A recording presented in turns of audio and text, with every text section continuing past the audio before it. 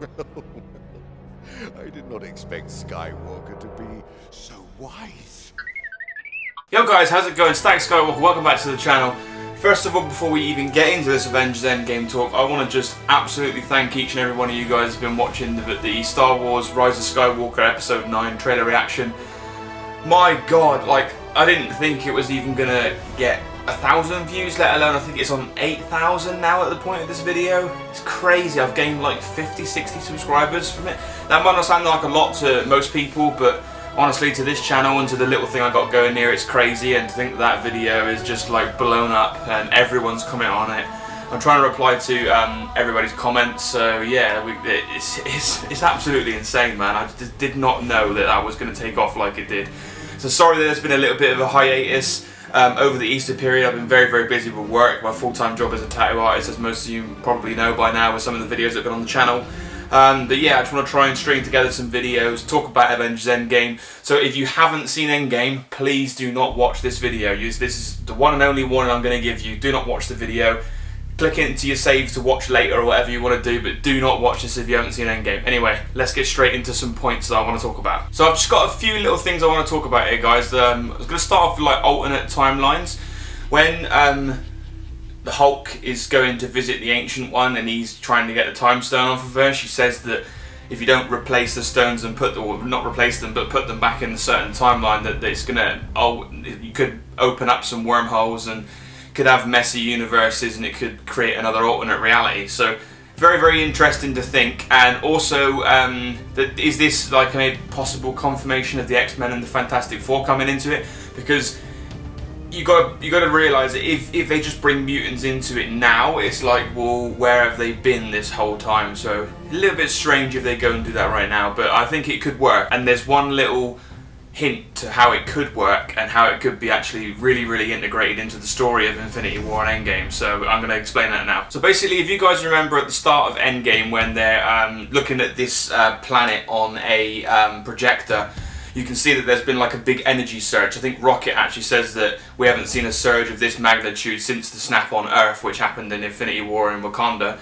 But it happens again, and that's how they find Thanos, and then Thor ultimately chops his head off. So, but that surge, that energy surge, there's people talking about it online saying that that could have had like genetic mutations in humans, which in turn creates some sort of X-Men timeline, which I'm actually okay with. I think that's quite a good, if they would have gone down that route, I think that's quite a good explanation as to how the X-Men pop up in the MCU, because, like I say, they're going to have to start from scratch with the mutants, I think.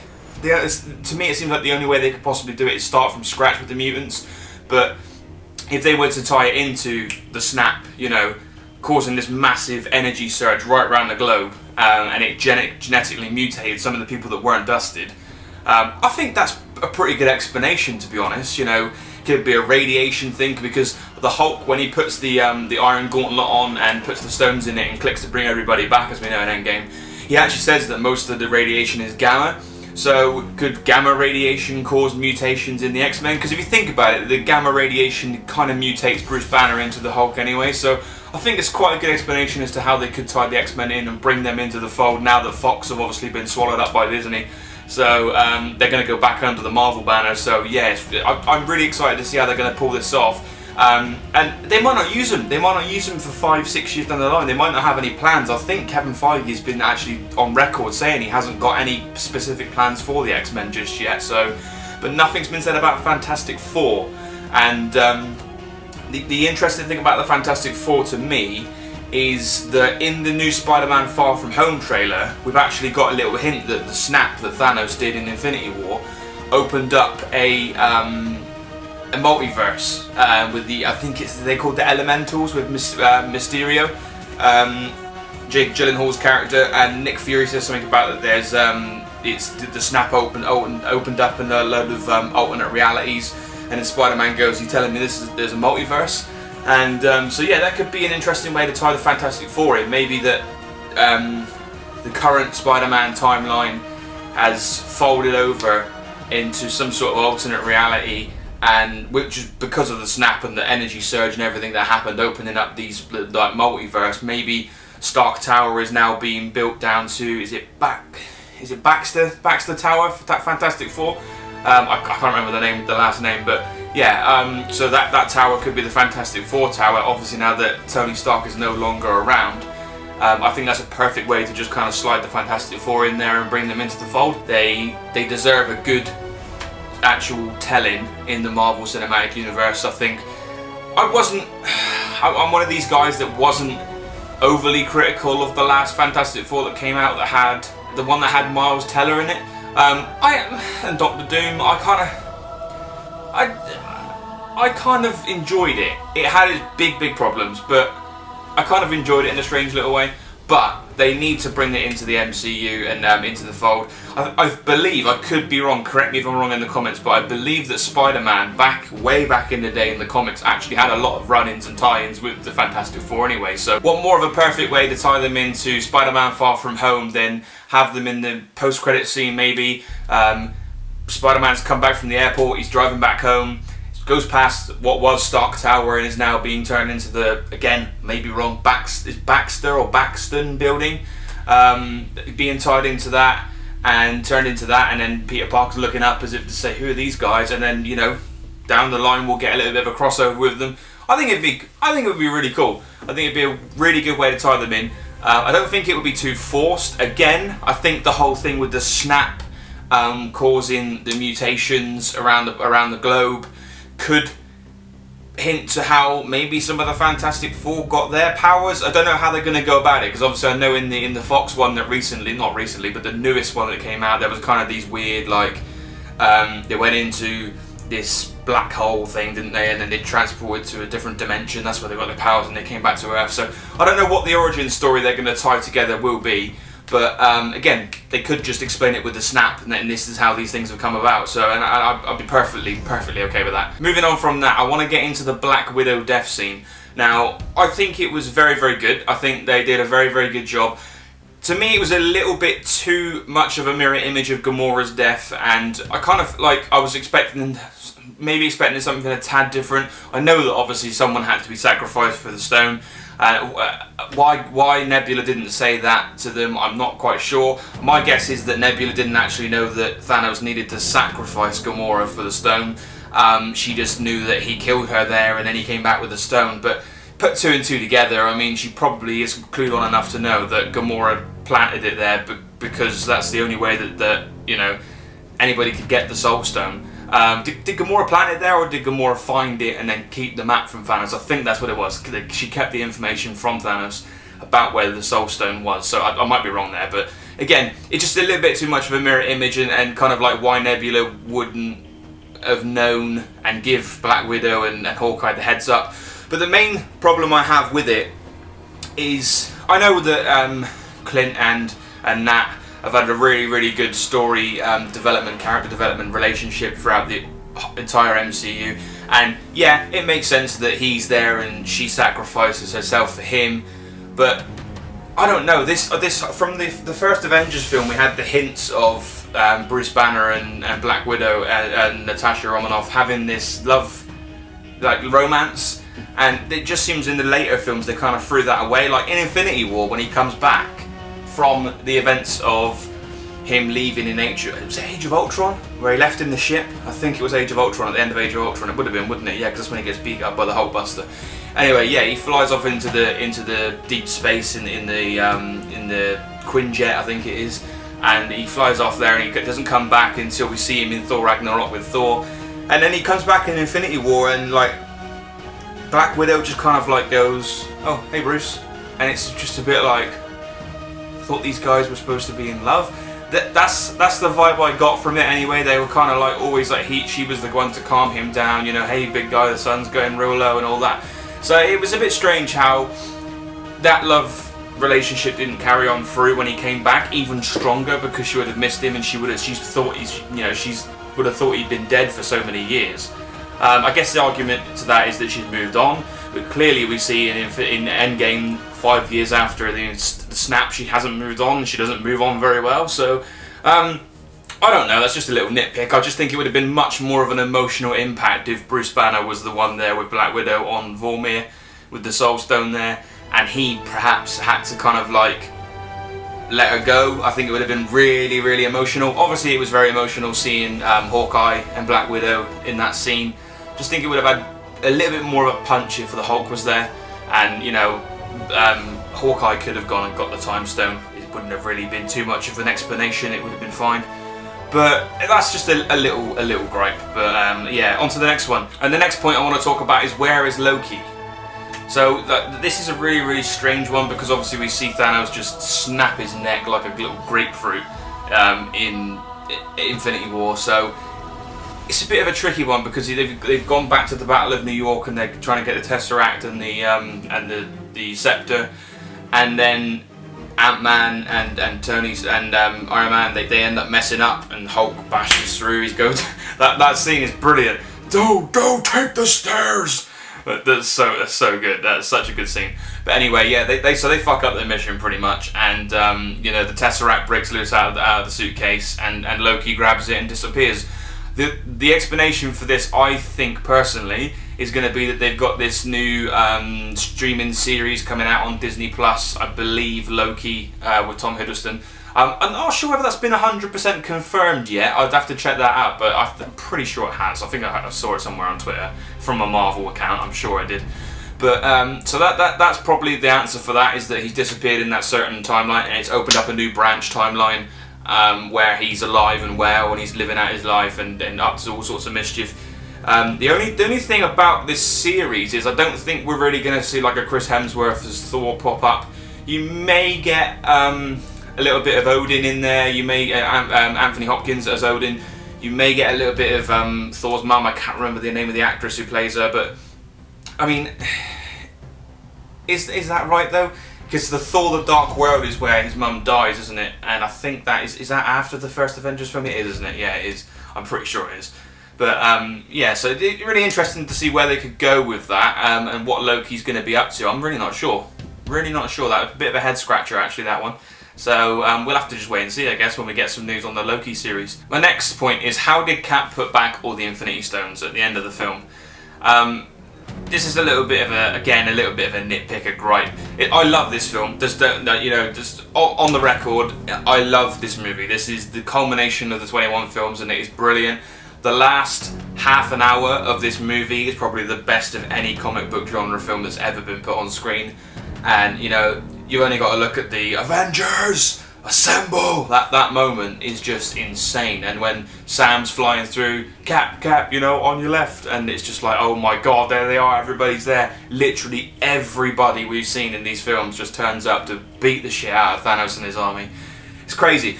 But the little gripe I had was like at the end where you know, like Cap is gone back, and I get it, he wants to be with Peggy. It's perfectly fine. If he doesn't feel like he's got anything else to contribute, then fair play, go back to the love of your life and stay there, and that's absolutely fine.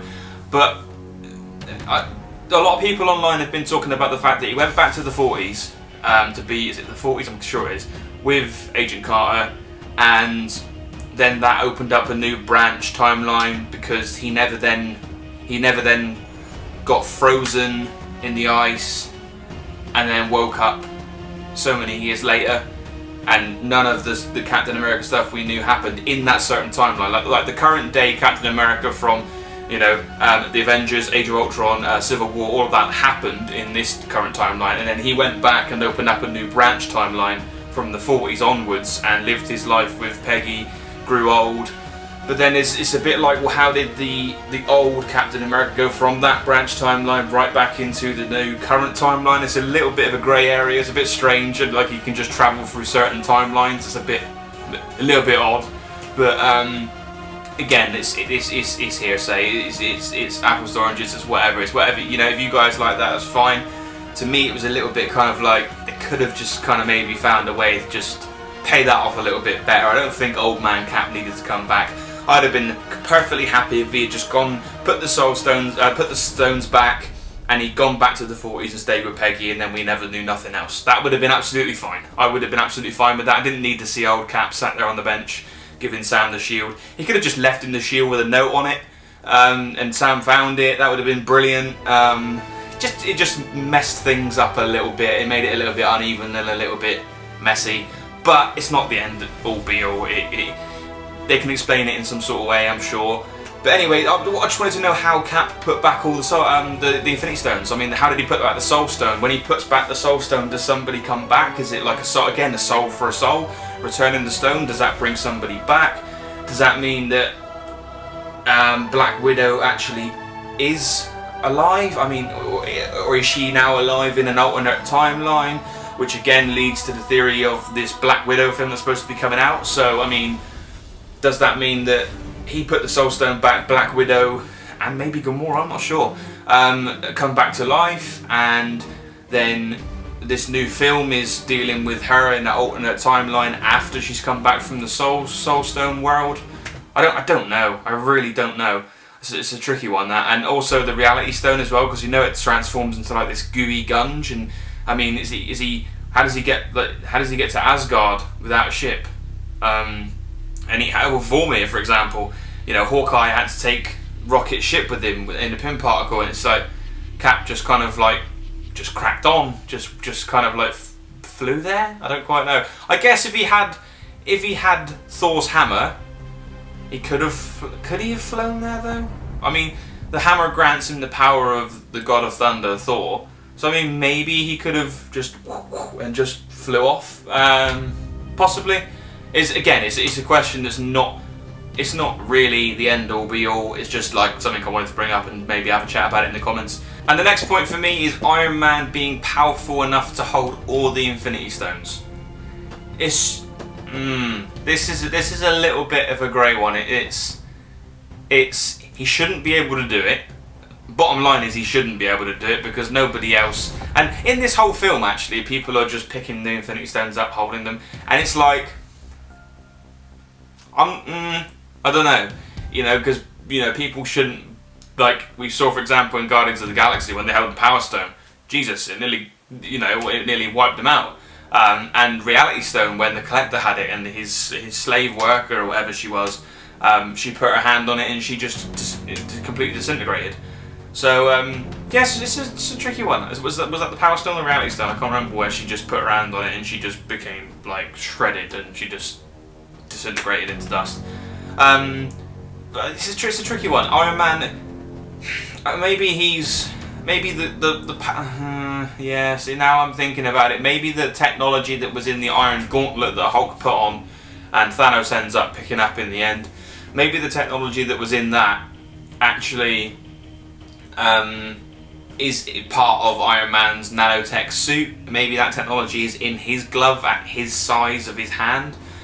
Maybe, but you saw what it did to the Hulk. The Hulk, probably the strongest Avenger against him and Thor, and it shredded his arm, like it proper battered the Hulk. So for Iron Man to just put it on and just go, I am Iron Man, and just snap his fingers it was okay. Obviously it ended up killing him, so yes, the power of the stones eventually got to him because we ended up seeing him die. But I don't know whether even just putting those stones on, it would, to me, I think all of them probably would have just shredded his brain in half and he would just disintegrate. But he had the Iron Man suit on, maybe there's some sort of nanotech, something that the nanotech has in it, the power surge, energy surge or something that holds it back. I really don't know. So do you guys think that Iron Man would have been strong enough to wield all the stones, or do you think it would have been better if there would have been some kind of extra explanation as to what happened at that certain point in time? Would you have rathered, which I thought was going to happen to begin with because we were introduced to the fact that Tony had a daughter, I thought we were going to get a point where it would be, they'd be in a certain timeline, I'm thinking back in the 40s where Cap is with Peggy, wants to stay with Peggy, they only have one pin particle to get home, Tony needs it desperately to get back into the current timeline to face Thanos, and maybe the Hulk could be the one that clicks and disintegrates the Thanos army.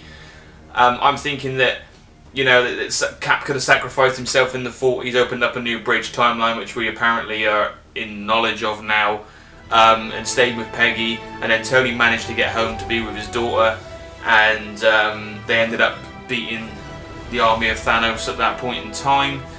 Yeah, I'm not really too sure. It's a tricky one, guys. It really is. And Just going to one more point here in the video that I want to talk about, which is to me a significant plot hole.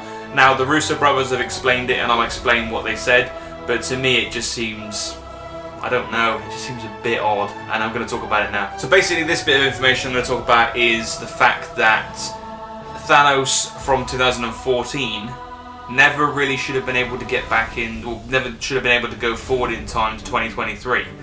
Doesn't really make a lot of sense, and I'll tell you why. So we know that 2014 Nebula had captured the current day Nebula, and she took the Pym particle off of her, brought it to Thanos with the current day Nebula's headgear, like head plate on, and said, "How do I look?" Obviously she's going to go and disguise herself to the current day Avengers and blend in like nothing's wrong. So she does that. She takes the Pym particle and she goes to 2023, and she's there with the current Avengers, and that Pym particle then is used up, remember. That Pym particle is then gone. There's no more Pym particle for Nebula to use. Whether she stole Tony or Cap's, but she wouldn't have known about it. Whether she stole Tony or Cap's Pym particles that they brought back from the Pym when they went to go get the 2 other stones, I don't think that's going to be explained, because she wouldn't have known that they went back and got more Pym particles. So again, that could be a way to explain it, but I'm going to just completely debunk that and scrap that for now, because there's no way it could have happened. So basically we've got 2014 Nebula going into the current day and using up that Pym particle, because they only had one for each round trip, and she's now in 2023. Disguises herself, opens up the quantum portal, and Thanos, without a Pym particle, without any Pym particles whatsoever, none of his Ebony Maw or the army, none of them have got a Pym particle, right? But they managed to shrink the entire ship that Thanos has with all the, is it Chitauri's, all of the army on it, and they managed to go back. Managed to go forward in time into 2023 without a Pym particle, without any particles to go through, no quantum suits, nothing.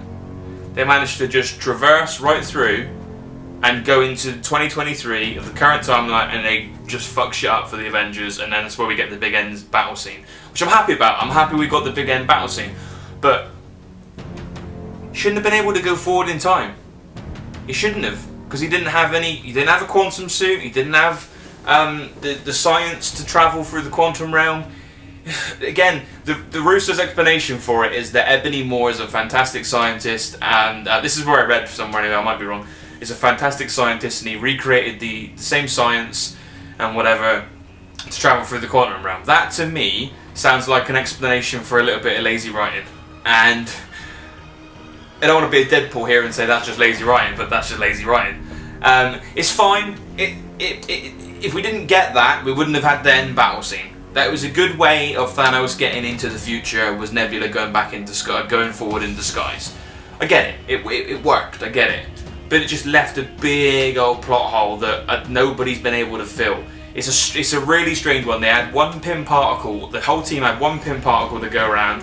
We obviously know that Cap and Tony went back in time to get more, but that 2014 Nebula would not have known that they did that. She would not have had any idea that they'd done that, but she went into 2023 and opened up the portal, and Thanos just came right through with no ramifications. His ship didn't disintegrate, he wasn't pulled through a wormhole going through there, and how could he navigate to that certain point at the quantum realm to get through in 2023, so the perfect time to be above Avengers HQ right after the snap by the Hulk and everyone comes back?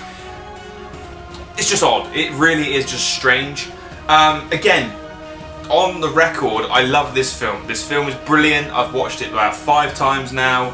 I'm over the moon with how it came out, but there's just these little gripes, these little nitpicks that after 21 films of being invested in, you just think, oh, come on, you could have explained that a little bit better. You could have just done that a tad bit better. I haven't got the answers for it. I'm no storyteller. I'm not a creative head. I've just got these ideas floating about, and that's pretty much it, really, guys. But yeah, let me know what you think, guys. Should Thanos have got into 2023? Should he have been able to? Obviously, he did, so we can't change nothing about it. There's no point moaning about it, but it's just a little bit of a gripe I had with that part of the story, and it just kind of rubbed me the wrong way a little bit. But if it wasn't for that, we wouldn't have had the Avengers Assemble moment, and so I'm kind of I'm okay with it. I'm absolutely fine with it. So hats off to the Russo brothers anyway. Honestly, they've done such a fantastic job. They really have. And the whole MCU as a whole, man, has just been insane. I'm so looking forward to Spider-Man Far From Home. Looking forward to seeing what's going to come after. Black Panther 2, Doctor Strange 2, I believe. So it's going to be insane, man. As Guardians of the Galaxy, I'm guessing, with Thor there. And it's just going to be so good, and I'm really, really excited and really pumped for the future of the MCU. Let me know what you guys think. Drop a comment below. Let's get a discussion going. Let's have some theories floating about. Let's tell me how the X-Men could be popping into it. Tell me how the Fantastic Four could be coming into play. What do you think is going to happen in Spider-Man Far From Home? Anyway, guys, if you did like the video, drop a like, drop a comment below with your theories and suggestions and what you think is going to happen in the future of the MCU. Subscribe if you're new. Hit the notification bell so you can see all the new videos coming out, and I'll see you in the next one. Take care. Peace.